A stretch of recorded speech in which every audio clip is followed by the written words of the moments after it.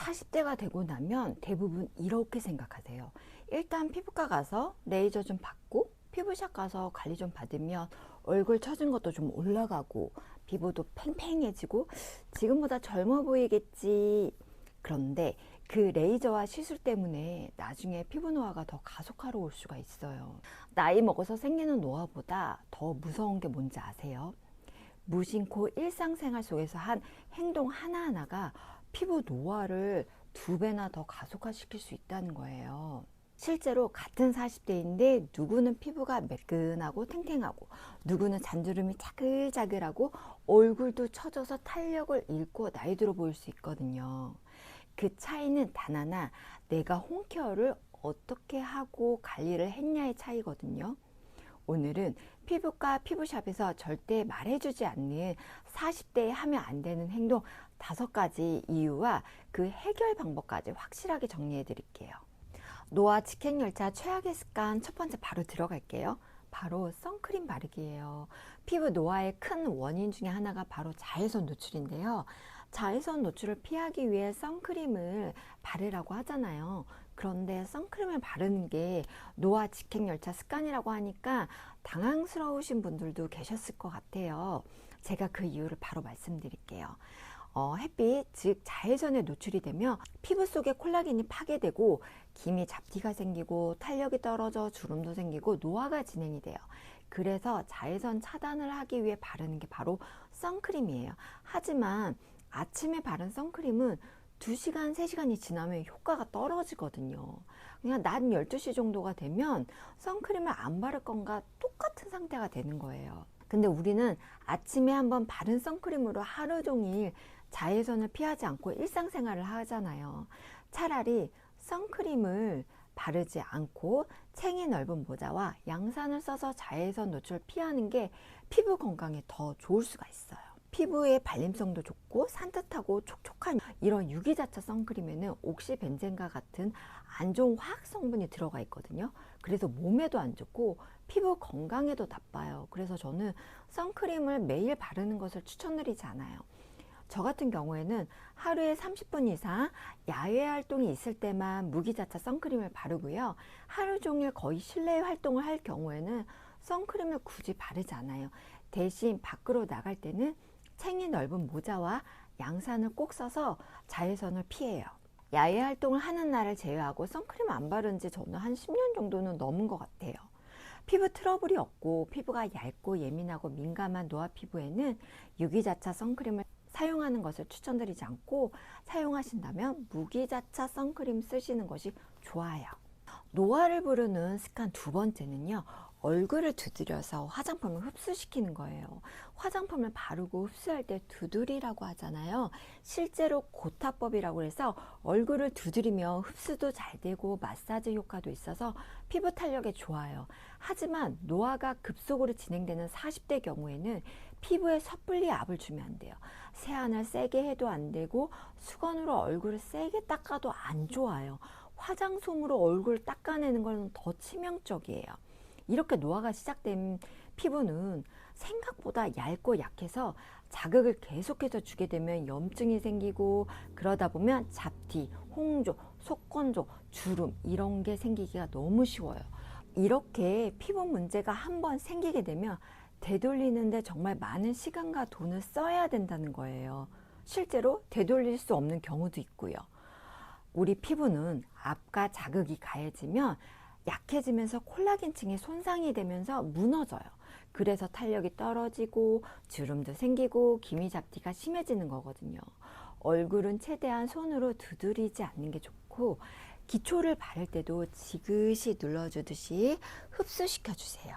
그리고 제품마다 바르는 텀을 주셔서 피부가 흡수할 시간을 주는 게 좋아요. 3번째는 입술에 기초 제품 안 바르는 거예요. 이거 정말 중요한데요. 대부분 면적이 넓은 볼이나 이마 이런 부분은 제품을 잘 바르지만 입술은 바르는 많은 둥 그냥 지나가는 분들이 많아요. 근데 나이가 들면 입술 피부는 상당히 얇아지고 쪼그라들거든요. 그러면서 세로주름이 생기는데 이게 한번 생기면 답이 없어요. 그냥 할머니 입술 되는 거 직행열차예요. 그래서 입술은 뜯거나 아무것도 안 바르고 방치하시면 절대 안 되고 충분한 영양과 보습을 줘야 돼요. 저도 태생이 입술이 얇기 때문에 세안 후에 영양과 보습을 위해 입술 위에도 세라마이드, 판테놀, EGF 성분이 함유된 재생크림을 꼼꼼하게 발라주고 립밤을 틈틈이 발라줘요. 네 번째는 얼굴 운동 안 하기인데요. 얼굴에도 정말 많은 근육이 있어요. 특히 팔자주름, 불독살, 얼굴 볼살 처짐 등을 유발하는 근육은 바로 얼굴 중안부에 위치해 있거든요. 이 중안부에는 상순, 거순, 소관 골근, 대간 골근 등 얼굴을 전반적으로 지탱해주는 중요한 근육들이 모여 있어요. 이 중안부 근육 운동을 해줘야 얼굴의 전반적인 처짐을 예방할 수가 있는데요. 그럼 이 중안부 근육 운동을 어떻게 해야 하나 제가 알려드릴게요. 우리가 헬스장 가서 운동을 하듯이 하루에 생각이 날 때마다 은이를 불러주는 거예요. 은이라고 발음을 해주시면서 5초간 유지를 해주시는 건데요. 혀를 천장에 살짝 붙이시면서 은 이렇게 5초간 유지를 해주시는 거예요. 똑같은 방법으로 5초간 유지를 해주시는 거예요. 이때 포인트는 얼굴 중안부 근육에 힘이 들어가 있는 것을 느끼면서 해주셔야 효과가 있어요. 약간 힘든 느낌이 드실 수도 있어요. 이렇게 근육이 위로 올라가듯이 그 다음에 이 하면서 위로 올라가고 근육을 옆으로 쫙 펴주는 느낌으로 이렇게 이 운동을 해주셔야지 얼굴의 중앙에 있는 중안부 근육에 힘이 생기면서 축 처지는 거를 좀 탄탄하게 끌어올릴 수가 있어요. 200~300만 원짜리 리프팅 레이저 많이 받으시잖아요. 효과도 한 달, 길어야 5개월밖에 안 가는 레이저로 피부 속을 계속 자극을 주게 되면 피부가 자생력이 없어져서 나중에 레이저를 받지 않으면 피부가 더 무너져 내릴 수가 있어요. 차라리 은이 운동을 매일 틈틈이 해주시면서 레이저는 1년이나 1년 반에 한 번으로 횟수를 줄이시는 게 피부 건강에 더 좋아요. 마지막 5번째는요. 레이저나 피부과 시술 후에 재생관리를 제대로 안 하시는 거예요. 피부를 빠르게 좋아지게 하기 위해서 우리 뭐예요? 피부과 가서 레이저 받잖아요. 모공이나 리프팅 등 다양한 레이저들이 많이 있는데요. 문제는 우리 피부는 레이저 시술을 받고 나면 피부가 굉장히 예민해지고 피부 속 안이 무진장 바빠져요. 새로운 세포가 생성이 되면서 기존의 세포는 바깥으로 밀려나가면서 탈락하는 피부 재생 주기가 빠르게 진행이 되는데요. 이때 피부가 건조해지고 예민해지기 때문에 재생 관리를 꼭 해주셔야 돼요.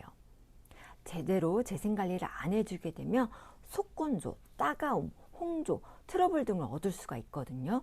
레이저 시술 후에는 자외선을 꼭 피해 주셔야 하시고요. 그 다음에 각질이 일어날 수가 있어요. 이때 각질을 인위적으로 제거하게 되면 안 되고 히알루론산, 판테놀, 세라마이드, 병풀 추출물, EGF가 함유된 재생크림으로 피부에 영향을 주면서 피부를 덮어줘야 돼요. 각질을 오히려 덮어줘야 돼요. 그래야 레이저나 시술로 자극받은 피부가 빨리 회복되면서 레이저나 시술 효과도 올라오고 피부가 매끈하고 탱탱하게 재생이 될 수가 있어요. 제가 오늘 얼굴 노화를 가속화시키는 최악의 습관 5가지를 알려드렸는데요.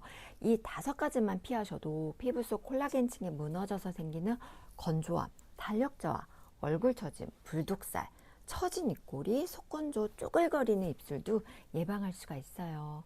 피부가 탱탱하고 촉촉하고 처져있던 중안부에도 힘이 들어가 있고 입술도 도톰하니 촉촉해지면 본인 나이보다 최소 5살은 젊어 보일 수 있거든요.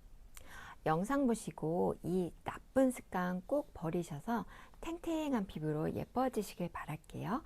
영상 보시고 궁금한 점은 댓글 남겨주시고요.